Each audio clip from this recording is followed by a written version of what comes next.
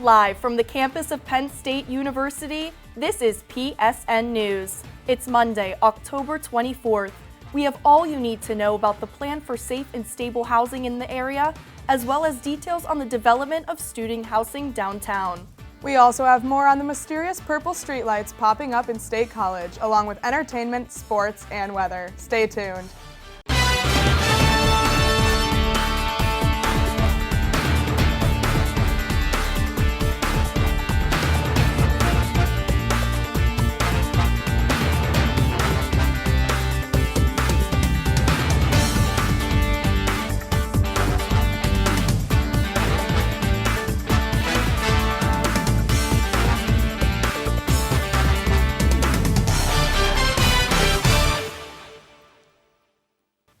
Thanks for joining us tonight. I'm Courtney McGinley. And I'm Emma Aken. Investigators are looking into new possible suspects after the Centre County District Attorney's Office dropped all charges against Leslie P. Scott. Scott was recently fired from an Advanced Auto Parts in Benner Township after he was accused of threatening to kill his co-workers and placing calls to provoke a police response. Until passing a polygraph test last Monday, he was charged with 15 counts of criminal use of communication facility and 17 misdemeanor counts of terroristic threats. State College police state that there were more than 20 threatening calls between September 13th and October 5th, and that the store was being, quote, swatted. Right now, other employees are in the process of being cleared through interviews and polygraph testing. The State College Borough Council renewed its commitment to safe and stable housing. The council adopted a housing resolution unanimously in hopes of improving conditions for tenants in the local housing market. One key goal includes the development of a comprehensive tenant advocacy system. The borough will work with legal services organizations and local nonprofits to provide tenants with available resources, including legal representation to those who face eviction. The resolution also seeks to largely expand renters and tenants' access to housing information in the State College area. The commitment does not immediately change State College's housing market, but the resolution should make a difference for tenants down the line. A new zoning ordinance in State College is aiming at pausing new high-rise student apartment development downtown. After multiple meeting discussions, the State College Bureau voted 5-2 to approve this update.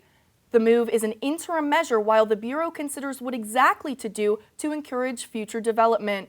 The ordinance states that the Mark at the corner of East College Avenue and South Garner Street could still construct a 12-story building, but it would have to be predominantly commercial. Council President Jesse Barlow and Councilman Peter Marshall state that they have heard from residents that they do not like 12-story buildings downtown because it has changed. Nevertheless, the council agrees that high-density growth needs to be a part of the Bureau's future. Mysterious purple streetlights have been appearing around Centre County and across the nation. They have been seen on Curtin Road, South Atherton Street, and Whitehall Road in State College. These types of streetlights have also been seen in Nebraska, Kentucky, Iowa, Kansas, and Canada. The LED lights are determined to be from a bad batch nationwide. A defective coating on the lights has eroded, causing them to produce a purple hue onto the streets. The State College Borough is planning to replace all the lights by this Wednesday. After a beautiful whiteout weekend, what can we expect the temperature to be like leading up to Halloween? Dana Osgood with Campus Weather Service has more details in this week's weather report. Take a look.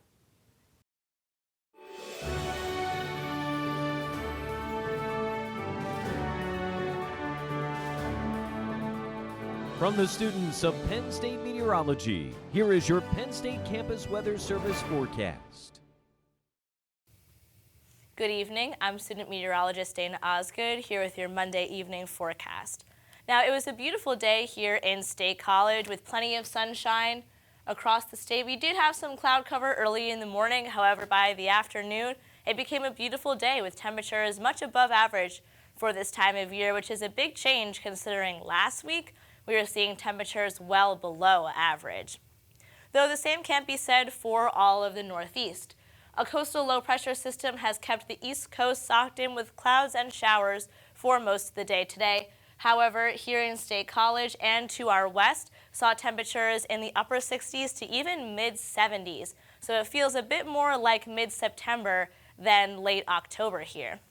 Now, we're not going to stay dry forever.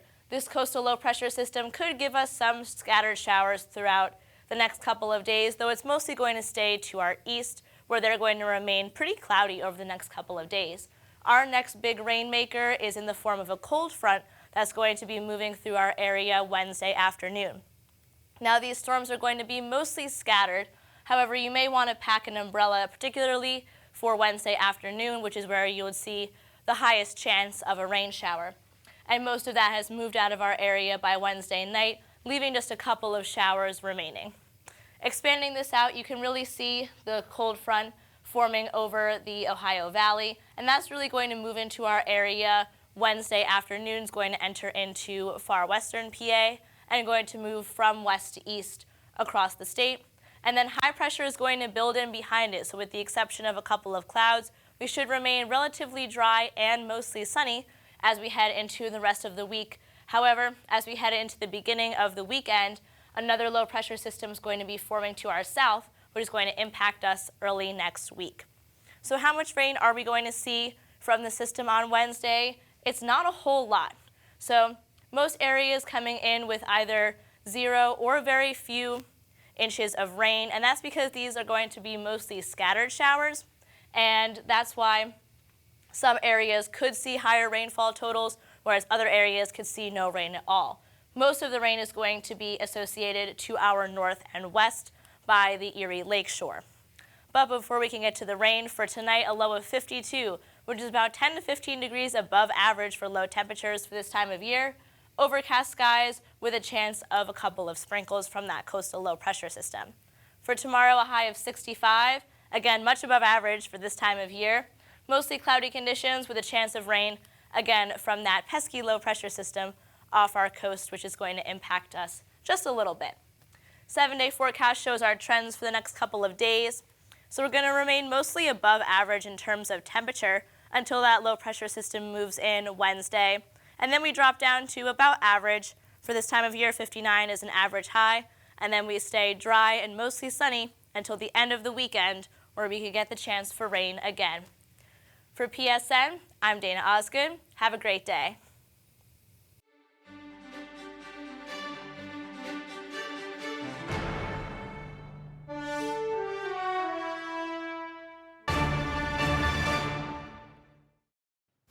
Welcome back to PSN News. I'm Juliana Tordo with your sports update. This past Saturday, Penn State held its annual whiteout game. They played the Minnesota Golden Gophers in the primetime match.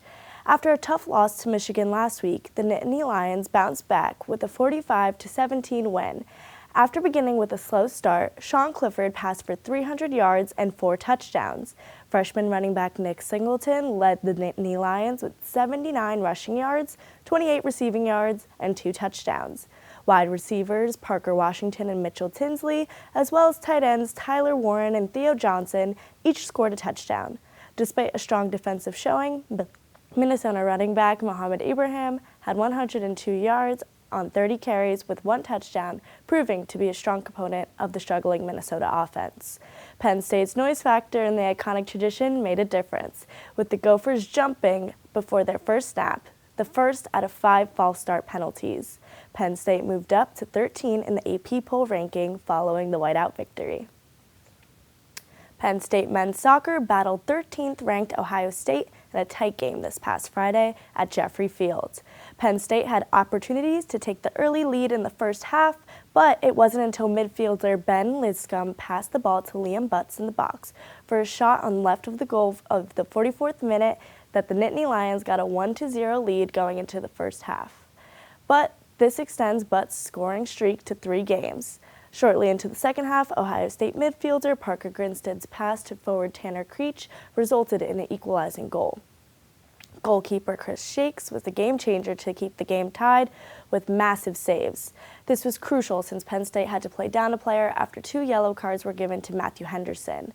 With this tough match resulting in a 1-1 tie, Penn State moves to 5, 4, and 4 overall and 2, 1, and 3 in the Big Ten.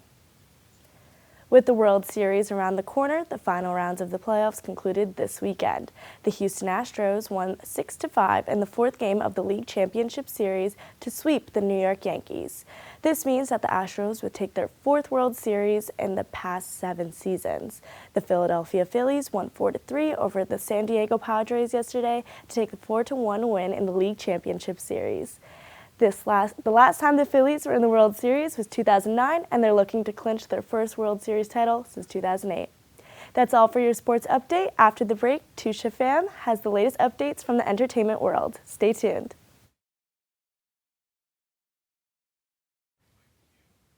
Welcome back to PSN News. I'm Tusha Pham with your entertainment update. If you're a film geek like me, I have just the event for you. Opening night of the Center Film Festival will be taking place at 6 p.m. on Monday, October 31st. The festival will run through 6 p.m. on November 6th at the State Theater in downtown State College. The week-long event will showcase films ranging from internationally recognized films to ones made by local filmmakers and Penn State alumni. Films selected for the festival will also be screened at the Roland Theater in Phillipsburg. A variety of films will also be available for online screenings. Festival co-founder and Penn State faculty member Pearl Gluck says, quote, "We're delighted to promote local voices and showcase award-winning films that lead to powerful conversations," end quote. The full festival schedule can be found on centerfilm.org with a list of films and their synopses. Tickets are available to be purchased online through an all-access pass, weekend pass, or for individual showings. Student tickets are free with proof of a student ID. Sit back, relax, and don't forget your popcorn. The Penn State Center Stage is presenting John Kander and Frank Ebb's Cabaret. The production is directed and choreographed by Chaz Wolcott with music directed by Emily Orr. The show is running Tuesday, October 25th at 7:30 p.m. until Saturday, November 5th at 7:30 p.m. at the Playhouse Theater on the University Park campus. Rated PG-13, the Tony-winning musical takes place in a Berlin nightclub and is all about finding your heart while the world loses its way.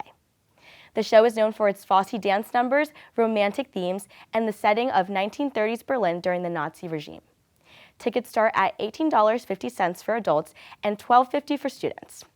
More information can be found on the Penn State Center Stage website. Leave your troubles outside and come hear the most memorable songs in theater history. In other campus news, the Best of Penn State Homecoming Carnival was held last week on the Hub lawn. Field reporter Maddie Schmidt has all the details. Take a look. Penn State Homecoming Week is in full swing, and there has been no shortage of celebrations happening on campus. On Wednesday, October 19th, I visited the Best of Penn State Carnival, otherwise known as BOPS, to check out some of the festivities.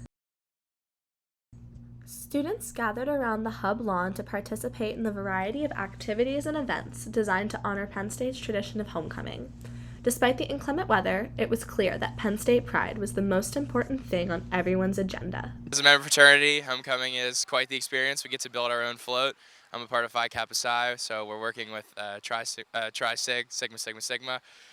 We're building our float. It's around a race car theme. We're also preparing the house for the alumni to come back, families to come.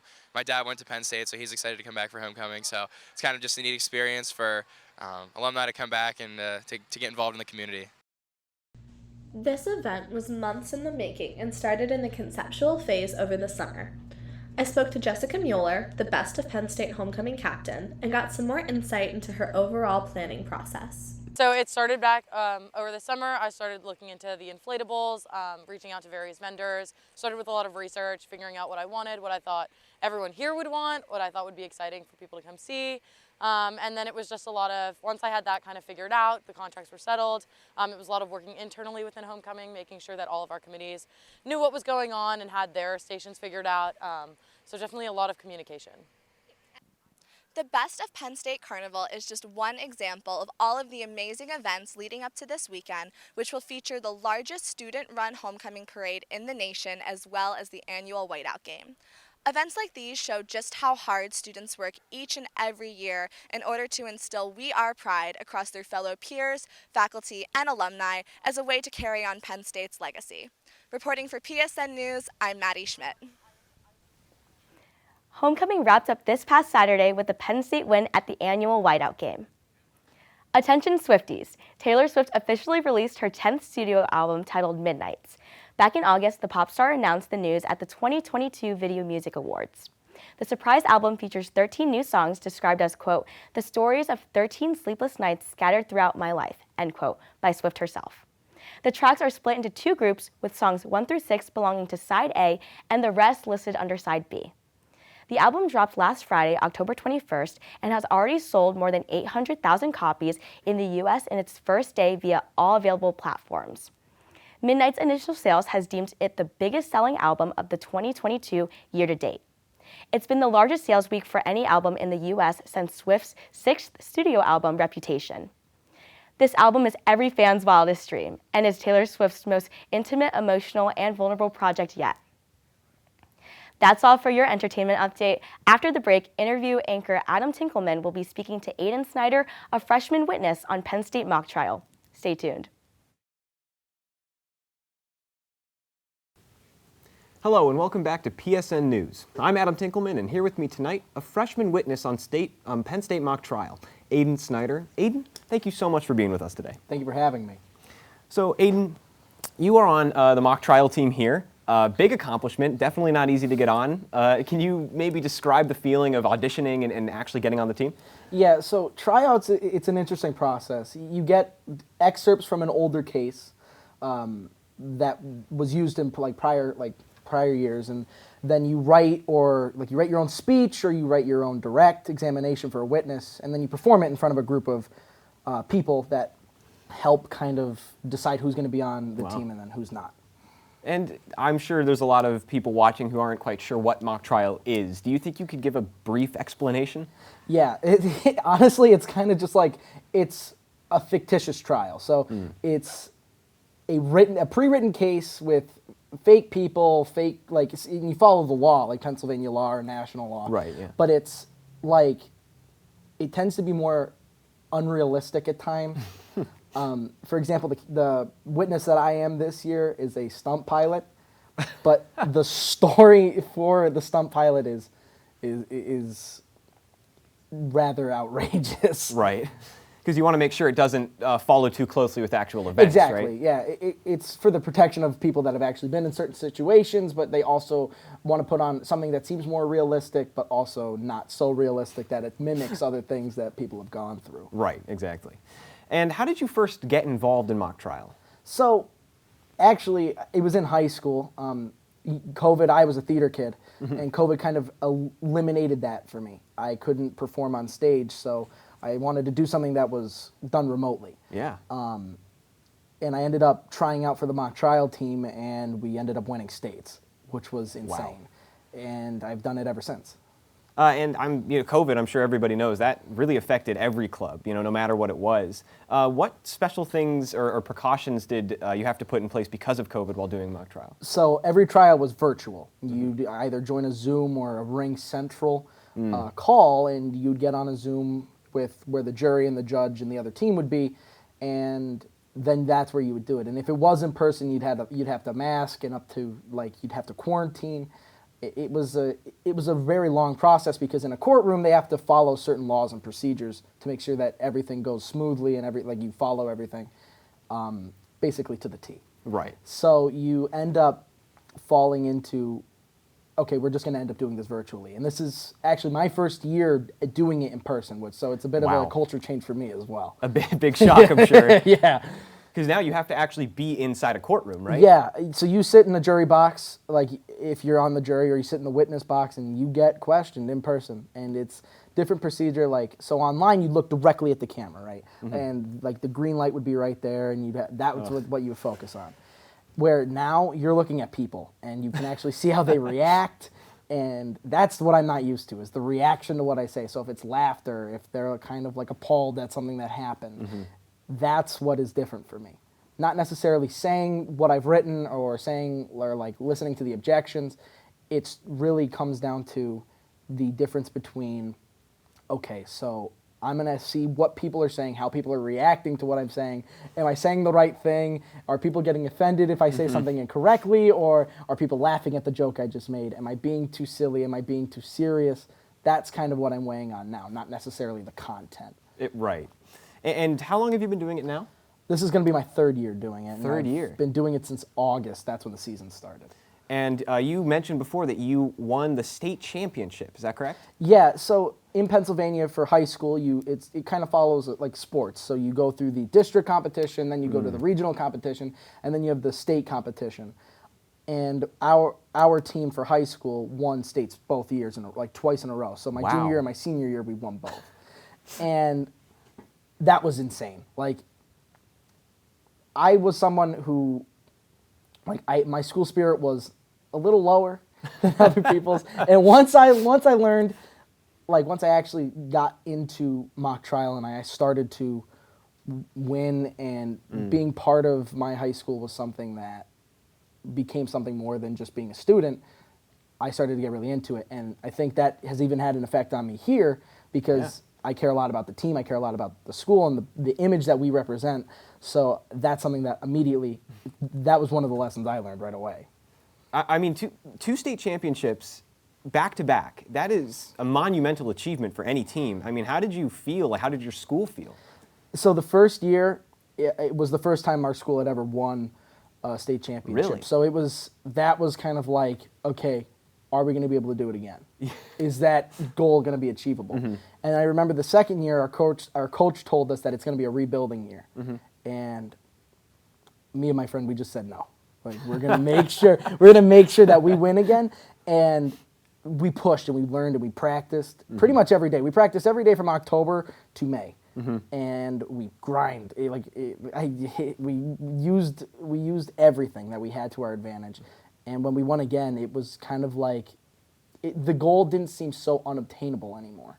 It seemed like something that, it was within our grasp if we worked hard enough. Right. And you said that you grinded and you put in a ton of effort, and I'm sure you did. How much effort would you say? How many hours a day did you practice? So for me, when we were doing it at school, it would be, and even here, it's like 2 to 3 hours in person. So you have to have everything pre-written, you have to know all your stuff. Wow. But then when you're going home, like you go back to the dorm, you're immediately reading that case. You're going over, you're like revising what you wrote at practice, and you start memorizing. And you do that pretty much every day until your competition. And even at the competition, there are still some times I'm not sure, and I go back and read. Right. Because when you're on the stand, you have no help. It is you and yourself. So you start reading, you start to learn, you analyze, and immediately it becomes something that it's electric, almost. Wow. That's a strong adjective. It's how it feels. So that adrenaline gets coursing, and it goes by. 6 minutes, never felt shorter.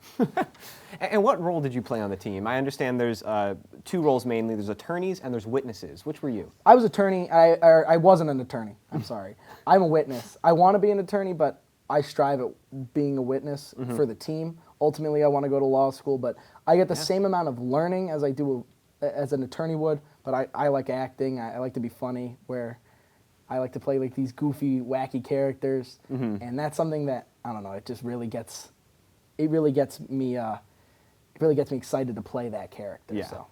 And we got to wrap it up. We're almost out of time, but just briefly, for anybody out there who's listening who might be interested in joining mock trial, do you have any words of encouragement for them? Do it. Don't hold back. Like, it seems intimidating. It seems like, oh, maybe I won't, maybe I'm not great at public speaking, maybe I'm afraid to do it. Just, like, I had the same thoughts, I had the same feelings. Just put yourself out there, take a chance. And we're accepting when, like, we just want to see people actually enjoy it.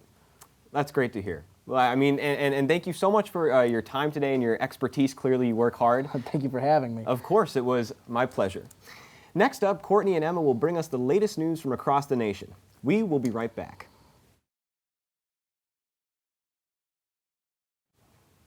A grand jury is indicting Indianapolis police officer Sergeant Eric Huxley on 1 count of deprivation of rights under color of law. During an arrest last year, Huxley was accused of kicking a handcuffed man in the face. After the body cam footage was released, he was suspended without pay. Earlier this week, the U.S. Attorney's Office said Huxley was charged with violating civil rights of an arrestee by using excessive force. Huxley's attorney, John Katzman, said Huxley is sorry about any pain caused as a result of his actions and said the negative scrutiny upon the department and fellow officers. Additional charges of misconduct and battery resulting in moderate body injury are still pending by Marion County prosecutors. Maryland officials are ordering the reinvestigation of about 100 deaths in police custody. After George Floyd's death was ruled a homicide in 2020, Maryland former Chief Medical Examiner Dr. David Fowler was called in as a defense witness in the 2021 trial. Fowler testified that based on his study of the forensic evidence, Floyd's death should be ruled undetermined and not a homicide. This is due to factors including drug use, heart disease, and carbon monoxide exposure. This sparked Maryland officials to launch a review of similar death reports that were performed during Fowler's tenure. Superior Court Judge Jennifer Green is considering having fingerprint and DNA testing conducted on Murray Harper. Hooper is Arizona's death row accused of killing 2 people in their own home on December 31, 1980. Hooper's attorney said that he was convicted before computerized fingerprint systems and DNA testing were available in criminal cases. 2 other men, William Bracey and Edward McCall, were also convicted of the murders, but died before their sentences carried out. Allegedly, the 3 men were hired by Robert Cruz to kill victim William Redmond over a disagreement about the co-ownership of their printing company. Cruz was later acquitted of both murder charges. If testing is not conducted, Hooper will be the 3rd prisoner to be put on death after Arizona resumed carrying out executions in May. Election deniers could cause big changes to Arizona voting this November. The Republicans running for Arizona's top 3 statewide offices all said they would not have signed off on the presidential results in 2020 if they had held office at the time. Both Kari Lake, the Republican nominee for governor, and Mark Finchem, running for Secretary of State, have said they support vastly overhauling election rules. Arizona has a recent history of very close elections, so minor changes to its election laws could have a huge impact. That concludes our show tonight at PSN News. Be sure to check us out on Twitter and Facebook at PSN News, on Instagram at Penn State Network News, and to subscribe to our YouTube channel at youtube.com/PSN News. Have a good night and stay safe, Penn State.